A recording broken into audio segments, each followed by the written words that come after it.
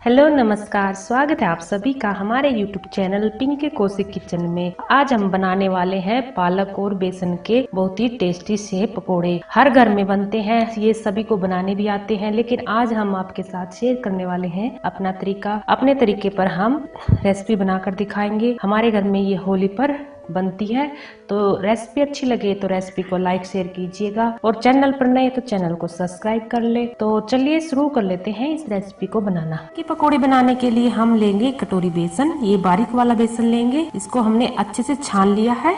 ये हमने पालक ली है, पालक को हमने इस तरह से काट लिया है। ये हमने आलू लिए हैं, आलू को भी कद्दूकस किया है। और ये हरा धनिया है, हरे धनिया को भी हमने काट लिया है। ये हमने अदरक और मिर्ची का पेस्ट बनाया है। आप इसकी जगह लहसुन और अदरक और मिर्च का पेस्ट बना सकते हैं। अब हम इस तरह का एक बाउल लेंगे, उसमें हम सब चीजों को मिक्स करेंगे। अब सबसे पहले हम डालेंगे आलू, उसके बाद डालेंगे हम ये पालक, उसके बाद डालेंगे हरे धनिया।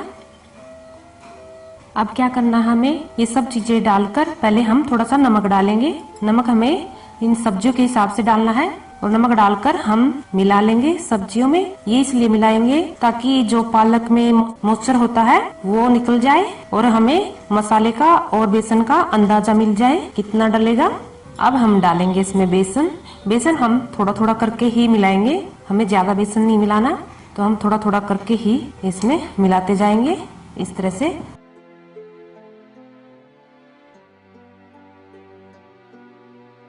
तो ये देख सकते हो आप, पालक कितनी सॉफ्ट हो चुकी है। ये इसीलिए हुई कि हमने इसमें पहले नमक डाल दिया था और अभी हम इसमें बेसन मिला रहे हैं, तो एकदम अच्छे से सॉफ्ट हो गई है।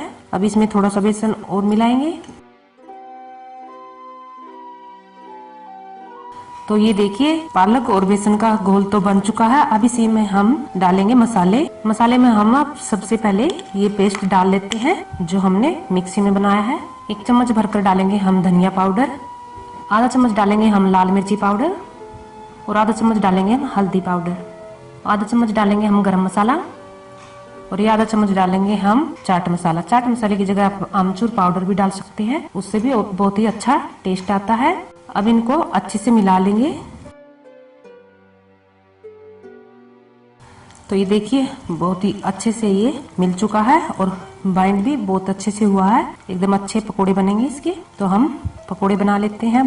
तो ये तेल हम मीडियम गरम करेंगे, ज्यादा गरम नहीं करना, और फटाफट से पकोड़े बना लेंगे क्योंकि इस बैटर को हम रख नहीं सकते, इसमें से पानी निकल जाएगा। तो ये देखिए तेल इतना ही गरम रखना है, इससे हमारे पकोड़े बहुत क्रिस्पी बनेंगे। तो ये तरीका आपको कैसा लगा ये हमें कमेंट में जरूर बताइएगा। तो इस तरह डालने पर हम इसे मीडियम आंच पर सेक लेंगे, इससे हमारे पकोड़े बहुत ही अच्छे बनेंगे, जलेंगे भी नहीं और बाहर से एकदम कुरकुरे बनेंगे। तो हमें इसी तरह से सेकना है पकोड़ों को। तो इन्हें हम पलटते हुए सेक लेंगे। तो अभी हम इनको हाफ फ्राई करेंगे, इससे क्या होगा ये पकोड़े एकदम अंदर तक सिक जाएंगे, बाद में सेकेंगे हम। तो इन्हें निकाल लेते हैं हम।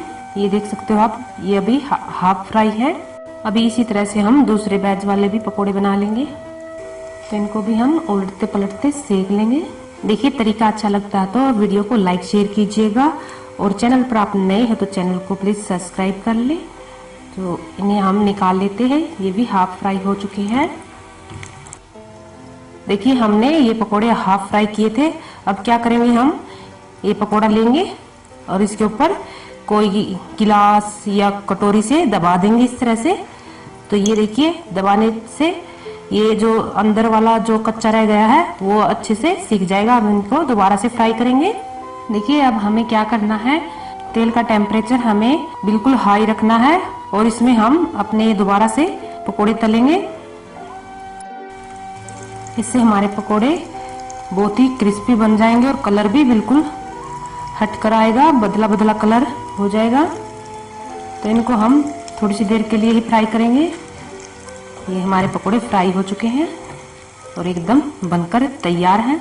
ये एकदम बाजार जैसे बने हैं, जैसे बाजार में बनकर आते हैं। तो ये हमने दोबारा से भी फ्राई कर लिए सारे पकोड़े। अब हम निकाल लेते हैं। तो ये देखिए हमने पकोड़े बना लिए हैं और आपको बिल्कुल आसान से तरीके से बना के दिखाए हैं। तरीका अच्छा लगा हो तो लाइक कीजिएगा, शेयर कीजिएगा और चैनल पर आप नए हैं तो चैनल को सब्सक्राइब करें। तो मिलते हैं एक और इसी तरह की आसान सी रेसिपी के साथ। तब तक के लिए बाय, धन्यवाद, टेक केयर।